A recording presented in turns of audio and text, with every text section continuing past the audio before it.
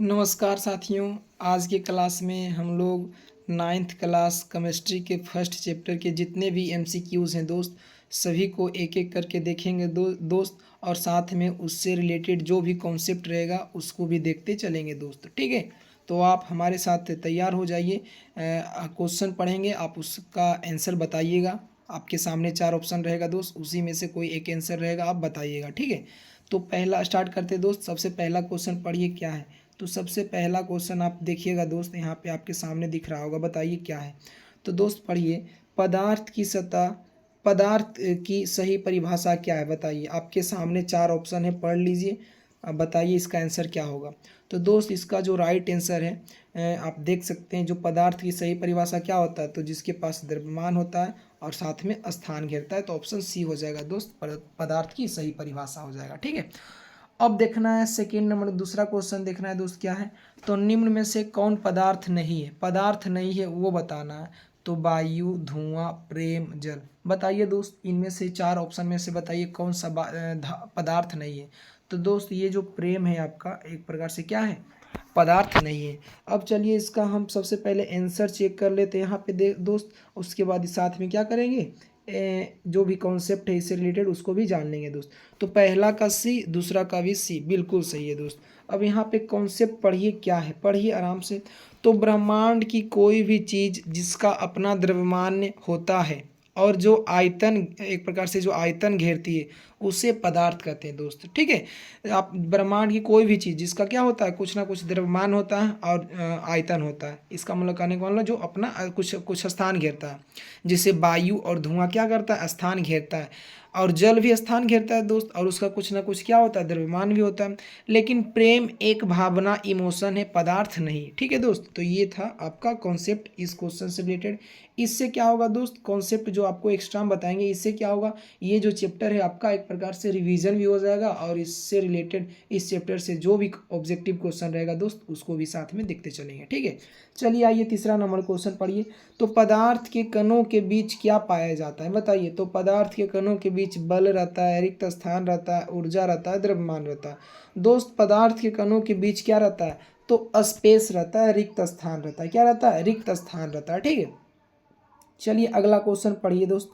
निम्न में से कौन सा कथन सही है, बताइए। आपके सामने 4 ऑप्शन है दोस्त, बताइए कौन सा सही है।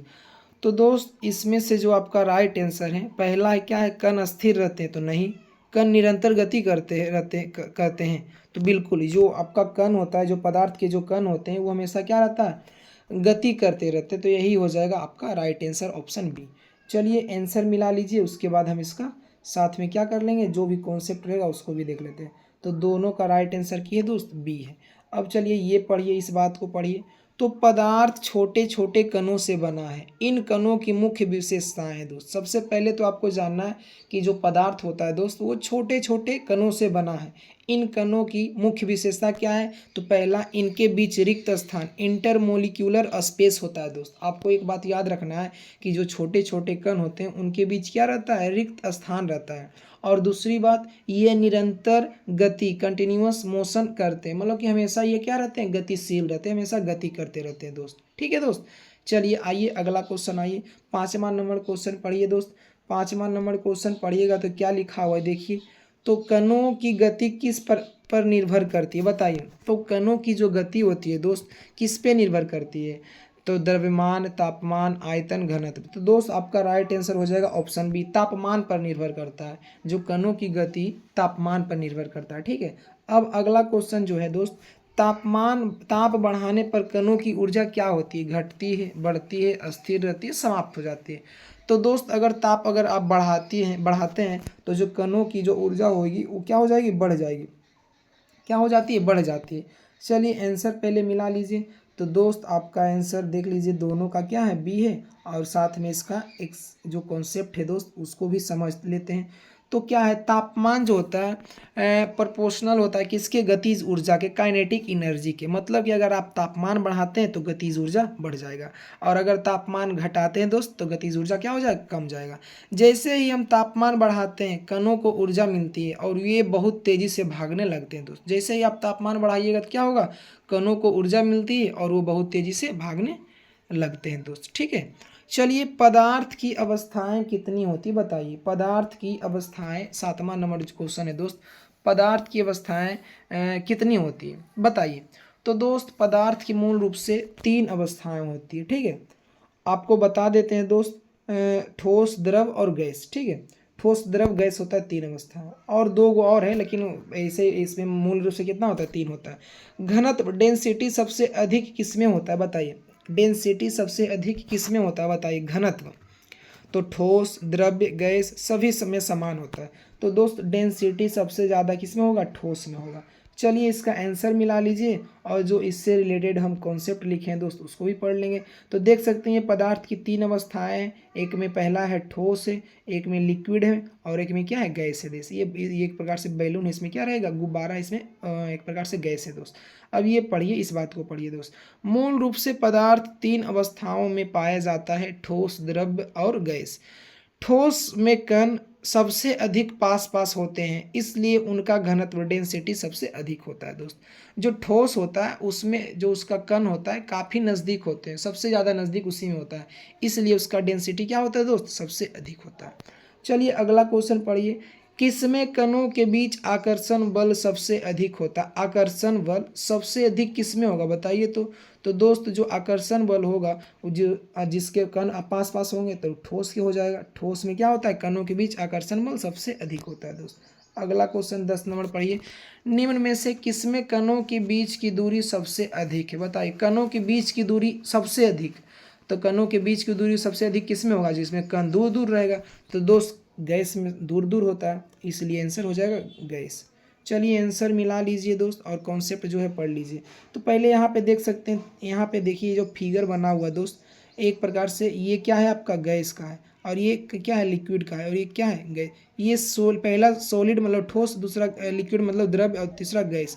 देखिए ये सॉलिड में देख लीजिए कण क्या होते हैं, एक दूसरे के नज़दीक पास पास होते हैं, और लिक्विड में इसके तुलना में क्या होता है, थोड़ा दूर दूर, और गैस में सबसे दूर दूर होता है, ठीक है दोस्त। तो दोस्त आपको ये बात समझ में आ गया होगा कि ठोस में जो कण होते हैं पास पास होते हैं, लिक्विड में उससे थोड़ा दूर दूर, और गैस में सबसे ज़्यादा दूर रहता है कण, ठीक है। और इसके जस्ट अपोजिट होता है दोस्त। कण जितने पास पास रहेंगे आकर्षण बल उतना अधिक रहेगा दोस्त, और जितना दूर रहेगा कण आकर्षण बल उतना कम होगा दोस्तों। तो यहाँ पे लिखा हुआ है कि ठोस में क्या होता है, कण बहुत पास होता है, इसका मतलब आकर्षण बल अधिक होगा। और गैस में क्या होता है, कण बहुत दूर रहता है, तो सबसे कम आकर्षण बल और अधिकतम दूरी हो जाएगा दोस्त, ठीक है। चलिए अब आगे पढ़ते हैं दोस्त।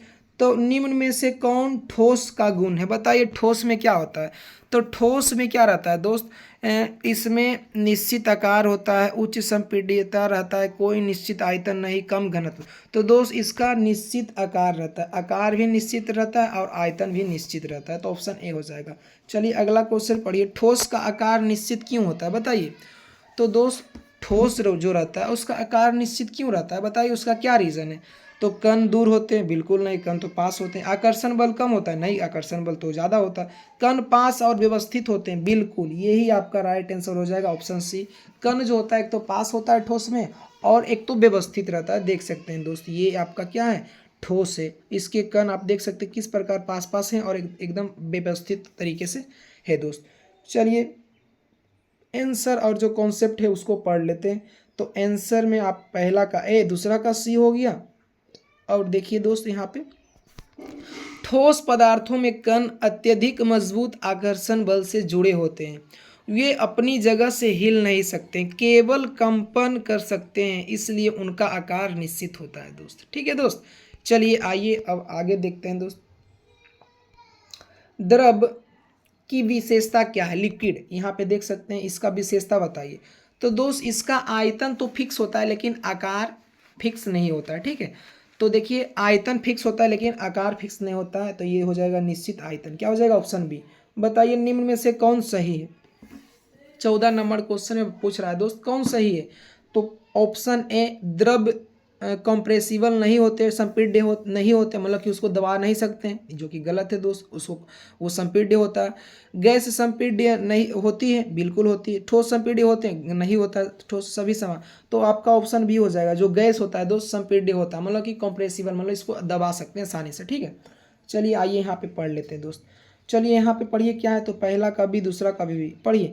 द्रव का आयतन तो निश्चित होता है, जैसे 1 लीटर पानी, लेकिन आकार निश्चित नहीं होता। आप इसे जिस बर्तन में डालेंगे यही यह उसी का आकार ले लेगा दोस्त। आप द्रव को, जो पानी जो है लिक्विड है, उसको जिस बर्तन में डालिएगा उसी का आकार ले लेगा दोस्त। लेकिन पानी जितना, जैसे 1 लीटर अगर दूसरा बर्तन में डालिएगा तो 1 ही लीटर रहेगा दोस्त, ठीक है। आयतन फिक्स रहता है, आकार हमेशा चेंज होते रहता है, ठीक है। चलिए आइए आगे पढ़ते हैं। गैसों का आयतन कैसा होता है बताइए।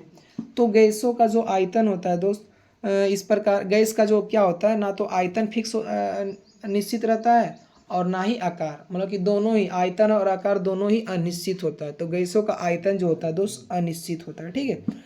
निम्न में से कौन गैस का गुण नहीं, बताइए। जो गैस है उसका गुण क्या नहीं है, तो क्या उच्च संपीड्यता होता है, अनिश्चित आयतन होता है, कम घनत्व होता है, निश्चित आकार होता है। तो दोस्त इसका जो आयतन क्या होता है, अनिश्चित होता है। क्या होता है, अनिश्चित होता है, ठीक है। चलिए यहाँ पे आंसर मिला लीजिए और इससे रिलेटेड जो कॉन्सेप्ट है उसको भी पढ़ लीजिए भाई। तो दोनों का राइट आंसर क्या है, बी है। निम्न में से कौन सा, अच्छा नहीं पूछ रहा था ये 16 नंबर, सॉरी, पूछ रहा था कौन सा गैस का गुण नहीं है। तो दोस्त ये आपका गलत हो जाएगा, ऑप्शन बी, निश्चित आकार नहीं होता, ठीक। घनत्व कम होता है, बिल्कुल सही। अनिश्चित आयतन होता है, बिल्कुल सही। और उच्च संपीड्य होता है, बिल्कुल सही। तो नहीं कौन है, गैस का गुण नहीं कौन, मतलब कौन नहीं है, तो निश्चित आकार इसका नहीं होता है दोस्त, ठीक है। ये पढ़िए, तो इस बात को पढ़िए। तो गैसों का ना तो कोई निश्चित आकार होता है और ना ही निश्चित आयतन, वे हर उपलब्ध स्थान में पूरी तरह से फैल जाता है। जहाँ पे छोड़िएगा वहीं पे वो क्या हो जाएगा, पूरी तरीके से फैल जाएगा दोस्त, ठीक है। चलिए अगला क्वेश्चन पढ़ना है दोस्त। गैसें पात्र को पूरी तरह क्यों भर देती है। जो गैस है जिस कंटेनर में आप रखिएगा वो उसको पूरा तरीके से भर देगा। तो आकर्षण बल अधिक होता है, बिल्कुल गलत है, ये आकर्षण बल सबसे कम होता है। ऊर्जा कम होती है, कणों की गतिज ऊर्जा अधिक होती है, बिल्कुल। उसमें कणों की जो गतिज ऊर्जा होती है हमेशा क्या है, एक प्रकार से तेजी से इधर से उधर एक प्रकार से गति करते रहता है दोस्त, ठीक है। चलिए अगला क्वेश्चन पढ़िए। गैसों का फैलाव क्यों होता है। गैस को आप अगर छोड़ दीजिएगा तो फैल जाएगा। तो कम ऊर्जा, अधिक आकर्षण, अधिक गतिज ऊर्जा, बिल्कुल अधिक गतिज ऊर्जा दोस्त, क्या हो जाएगा, अधिक गतिज ऊर्जा। चलिए यहाँ पे पढ़ लीजिए दोस्त। यहाँ पे क्या है, तो पहला का भी सी, दूसरा का भी सी। अब गैसों के कणों में गतिज ऊर्जा सबसे ज़्यादा होती है दोस्त। गैसों के जो कण होता है उसमें गतिज ऊर्जा सबसे ज़्यादा होती है और आकर्षण बल सबसे कम, इसलिए वे हर दिशा में तेजी से फैलते हैं और पूरे बर्तन को भर देते हैं दोस्त, ठीक है। चलिए आइए अगला क्वेश्चन पढ़िए। संपीड्यता, कॉम्प्रेसिबिलिटी सबसे अधिक किसमें होती है, मतलब कि किसको आप ठोस, द्रव और गैस में से किसको आप आसानी से दबा सकते हैं। तो ये हो जाएगा सबसे अधिक पूछ रहा है, तो गैस। किसमें हो जाएगा दोस्त, गैस हो जाएगा। और दाब, प्रेशर बढ़ाने पर गैस क्या होता है, तो अगर आप प्रेशर बढ़ाइएगा तो गैस जो होता है दोस्त वो क्या हो जाएगा, सिकुड़ जाएगा। जैसे यहाँ पे देख सकते हैं एक कंटेनर में गैस लिए हैं, इसको ऊपर से प्रेस करेंगे तो इसके जो कण होंगे पास पास आएंगे, सिकुड़ जाएंगे, ठीक है दोस्त। चलिए यहाँ पे पढ़िए, आप आंसर मिला लीजिए। पहला का सी, दूसरा का बी, कहने का मतलब 19 का सी और 20 का बी है दोस्त। अब आंसर, अब यहाँ पे जो कॉन्सेप्ट है उसको पढ़िए। तो गैस के कणों के बीच बहुत खाली जगह होती है, बिल्कुल खाली जगह होती है, इसलिए उच्च दाब प्रेशर डालकर उन्हें आसानी से सिकुड़कर पास पास लाया जा सकता है। जैसे सीएनजी एलपीजी सिलेंडर में क्या होता है, यही होता है। उसके कण एक प्रकार से गैस होता है, जैसे उससे निकलता है गैस में फैल जाता है, लेकिन जब उसको क्या होता है पास पास लाकर उसको सिकुड़कर क्या बना दिया जाता है, एक प्रकार से लिक्विड में बदल दिया जाता है दोस्त। चलिए अगला क्वेश्चन पढ़िए। विसरण, डिफ्यूजन सबसे तेज कहाँ होता है बताइए। तो डिफ्यूजन मतलब कि एक कण दूसरे, एक प्रकार से कणों का एक प्रकार से हवा में मिलना। जैसे कि आप सेंट को आप सेंट एक प्रकार से छिड़कते हैं दोस्त, क्या होता है उसके कण पूरा में फैल जाता है, जिसके कारण से क्या होता है हम लोग को उसका खुशबू पता चल जाता है, ठीक है। तो विसरण सबसे तेज कहाँ होता है, तो बताइए गैस में सबसे तेज होगा, ठीक है।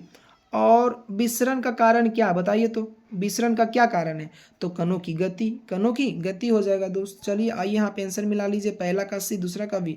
अब यहाँ पे जो कॉन्सेप्ट पढ़िए, दो अलग अलग पदार्थों के कणों का अपने आप मिलना विसरण कहलाता है। यह कणों की गति के कारण होता है दोस्त। आप बात समझिएगा दोस्त, दो अलग अलग पदार्थों के कणों का अपने आप मिलना क्या कहलाएगा, विसरण। यह कणों की गति के कारण होता है। गैसें के कण सबसे तेज होते हैं, इसलिए खुशबू तुरंत हवा में फैल जाती है दोस्त, ठीक है। अगर आप कहीं अगरबत्ती जला के अगर कहीं कोने में रख दीजिएगा दोस्त, वो क्या होता है, पूरा हवा में फैल जाता है। इस प्रकार क्या हुआ, जो अगरबत्ती के कण थे वो हवा में मिक्स हो गया, इस प्रकार विसरण हो गया, और ये क्या हुआ, गैस, एक प्रकार से गैस बनकर मिक्स हुआ। तो गैस के कण क्या होते हैं, काफ़ी उसमें गतिज ऊर्जा सबसे अधिक होती है, इसलिए वो क्या होता है, सबसे तेज़ हवा में फैल जाते हैं। तो गैस में क्या होता है, विसरण सबसे तेज़ होता है दोस्त। चलिए अगला क्वेश्चन पढ़िए भाई। तो ठोस से द्रव में परिवर्तन को क्या कहते हैं, बताइए। अगर ठोस से द्रव, मतलब कि अगर कोई चीज़ ठोस है और द्रव में बदल गया, जैसे बर्फ को अगर पिघलाइएगा तो क्या बदल जाएगा, द्रव्य में बदल जाएगा। तो क्या होता है, उसको क्या कहते हैं, उसको कहते हैं मेल्टिंग। क्या कहते हैं, मेल्टिंग। और वही अगर गैस से द्रव्य में बदलता है तो क्या कहते हैं, अगर कोई चीज़ गैस है वो द्रव्य में बदल जाता है तो उसको क्या कहते हैं, बताइए। तो जिससे दोस्त, अगर आप फ्रिज से पानी निकालिएगा तो उसके बोतल पे क्या होता है, गैस उस पर जाके चिपक जाता है, और वही क्या होता है, ठंडा होके पानी बन जाता है। इस प्रकार से क्या होता है, तो गैस से द्रव में परिवर्तन क्या कहलाएगा, ये हो जाएगा गैस से द्रव्य, तो हो जाएगा संघनन। क्या हो जाएगा, गैस से द्रव हो गया संघनन। चलिए इसका पहले आंसर मिला लीजिए, ठीक है। पहले इसका आंसर मिला लीजिए दोस्त, पहला का भी दूसरा का भी बी। अब यहाँ पे पढ़िए, समझिए बात को। यहाँ पे दोस्त, यहाँ पे पहला पॉइंट में लिखा हुआ गलन, उष्मा पाकर। पहला पॉइंट क्या है दोस्त, पहला पॉइंट है कि गलन, गलन किसको कहते हैं, तो उष्मा पाकर ठोस का द्रव बनना, ठोस का द्रव बनना, वो हो जाएगा गलन। और संघनन क्या होता है, कंडेंसेशन क्या होता है, तो ठंडा होने पर गैस का द्रव्य बनना हो जाएगा दोस्त। क्या हो जाएगा, अगर कोई चीज़ ठंडा होने पर क्या होता है, गैस का वापस द्रव में बदलना, वो हो जाएगा दोस्त आपका संघनन। ठीक है। चलिए आइए अगला क्वेश्चन पढ़िए दोस्त। तो द्रव से गैस में परिवर्तन क्या कहलाता है, अगर कोई चीज़ द्रव है वो गैस से बदल रहा है तो उसको क्या कहेंगे, जैसे अगर पानी को गर्म कीजिएगा तो दोस्त वो किसमें बदल जाता है, द्रव में, और गैस में, तो उसको क्या कहते हैं, तो उसको कहते हैं बाष्पीकरण। और अगला क्वेश्चन दोस्त, 0 डिग्री सेल्सियस पर जल की अवस्था क्या होती है, तो अगर 0 डिग्री सेल्सियस पर देखा जाए तो जल की अवस्था जो होती है वो ठोस भी होता है, और द्रव भी होता है। तो इसका आंसर क्या हो जाएगा, ठोस और द्रव दोनों होता है दोस्त, ठोस और द्रव दोनों होता है। चलिए आंसर, पहले इसका आंसर मिला लीजिए, पहला का भी दूसरा का सी। चलिए आइए यहाँ पे पढ़िए, यहाँ पे पढ़िए दोस्त, यहाँ पे पढ़िए क्या है, तो 0 डिग्री सेल्सियस पानी का हिमांक फ्रीजिंग पॉइंट है और बर्फ का गलनांक मेल्टिंग पॉइंट है, दोनों है। इस तापमान पर बर्फ पिघलता भी है और पानी जमता भी है, इसलिए दोनों अवस्थाएं मौजूद होती है दोस्त। ठीक है। चलिए अगला क्वेश्चन पढ़िए, ऊर्ध्वपातन क्या है, सब्लिमेशन क्या है। तो दोस्त ऊर्ध्वपातन है कि अगर कोई ठोस है, अगर उसको आप गर्म कीजिएगा तो बिना द्रव अवस्था में आए वो सीधे किस में बदल जाएगा, गैस में, तो वो आपका ऊर्ध्वपातन कहलाएगा ऑप्शन। ठोस से डायरेक्ट गैस में कन्वर्ट होना आपका क्या कहलाएगा, सब्लिमेशन, ऊर्ध्वपातन। अगला क्वेश्चन पढ़िए, कौन सा पदार्थ ऊर्ध्वपातन करता है, तो बताइए कौन सा पदार्थ को अगर आप गर्म कीजिएगा तो बिना द्रव में बदले वो सीधा गैस में बदल जाएगा, तो दोस्त आपका हो जाएगा कपूर। कपूर को आप गर्म कीजिए तो क्या हो जाएगा, जैसे यहाँ पे कपूर को देख लीजिए, गर्म कीजिए तो क्या होता है, डायरेक्ट गैस में बदल जाता है। चलिए यहाँ पे आइए दोस्त, पढ़िए क्या है, तो पहला का सी, दूसरा का बी। अब यहाँ पे पढ़िए, कुछ ठोस पदार्थ गर्म करने पर द्रव में बदले बिना सीधे गैस बन जाता है। एग्जाम्पल है कपूर, नेपथलीन की गोलियाँ, ये सब क्या है दोस्त, आप इसको जब गर्म कीजिएगा तो बिना द्रव्य में बदले ये सीधा गैस में कन्वर्ट हो जाता है, इसको क्या कहेंगे, ऊर्ध्वपातन। चलिए बाष्पीकरण के दौरान क्या होता है बताइए, तो ताप बढ़ता है, शीतलन होता है, कोई परिवर्तन नहीं, दाब बढ़ता है। तो दोस्त बाष्पीकरण होता है तो कूलिंग, एक प्रकार से शीतलन होता है दोस्त।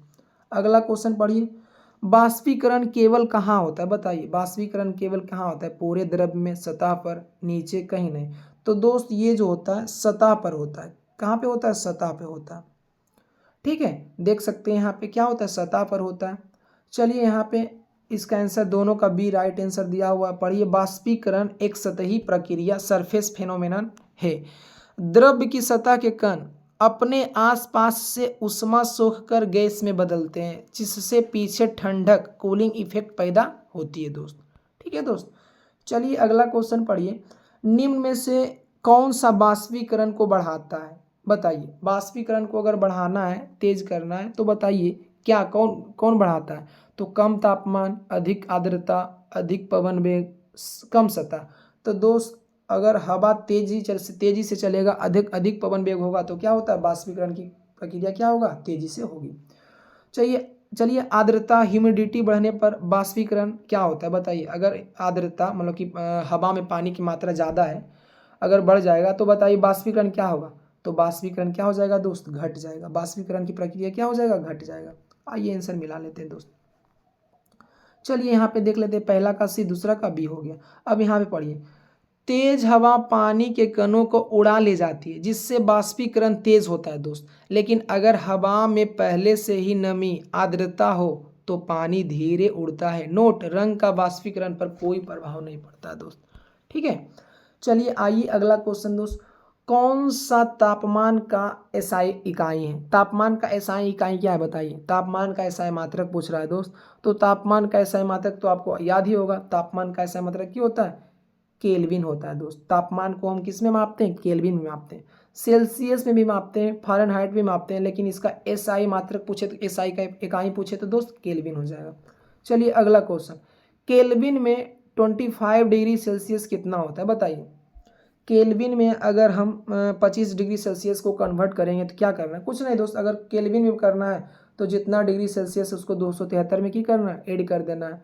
तो इसका आंसर देख सकते हैं यहाँ पे हो जाएगा, कितना हो जाएगा, मिला लीजिए दोस्त। तो देख सकते हैं यहाँ पे क्या लिखा हुआ है, तापमान की एसआई इकाई केल्विन है। फॉर्मूला, अगर केल्विन बराबर क्या होता है, डिग्री सेल्सियस प्लस 273, तो 25 डिग्री सेल्सियस को केल्विन में बदलना है तो कुछ नहीं करना है, 273 में 25 डिग्री को जोड़ दीजिए तो कितना हो जाएगा, 298 केल्विन हो जाएगा दोस्त। तो इसका राइट आंसर क्या हो जाएगा, 298 केल्विन। ठीक है, चलिए ये था आपका एक प्रकार से क्या हुआ दोस्त, पूरा क्वेश्चन क्या था, इस चैप्टर से जितने भी एमसीक्यूज लिए थे इस क्लास में दोस्त हम कंप्लीट कर लिए हैं। अब इसमें जो मेन पॉइंट है उसको एक प्रकार से लास्ट में रिवीजन कर लेते हैं, उसके बाद आपका क्लास क्या हो जाएगा दोस्त, समाप्त हो जाएगा।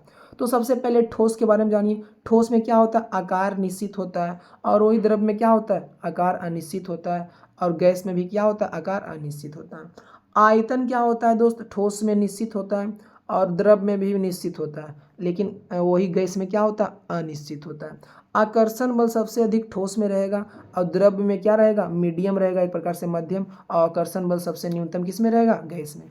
कणों में दूरी सबसे कम किस में रहेगा, ठोस में, और मीडियम कणों में दूरी माध्यम किस में रहेगा, द्रव में। और सबसे अधिकतम दूरी किस में रहेगा, कणों के बीच, तो गैस में। संपीड़ितता मतलब नगण्य होती है, इसमें इसको आप आसानी से नहीं दबा सकते हैं, ये इसमें बहुत कम होती है, और सबसे अधिक संपीड़ितता होती है गैस में दोस्त। तो इससे आप क्या कर सकते हैं, एक प्रकार से ले सकते हैं, स्क्रीनशॉट ले लेते हैं दोस्त, ले लीजिए आप इसका, क्या लीजिए, एक स्क्रीनशॉट ले लीजिए ताकि आप बाद में रिवीजन कर सकते हैं। तो दोस्त ये आपका क्या हुआ, क्लास आपका यहीं पे समाप्त हुआ दोस्त। आशा करते हैं दोस्त ये क्लास आपको काफ़ी अच्छा से समझ में आया होगा, काफ़ी अच्छा ज़्यादा एंजॉय किए होंगे इस क्लास में दोस्त। तो ठीक है दोस्त, यहीं तक रहने देते हैं इस क्लास को, मिलते हैं नेक्स्ट वीडियो में, धन्यवाद।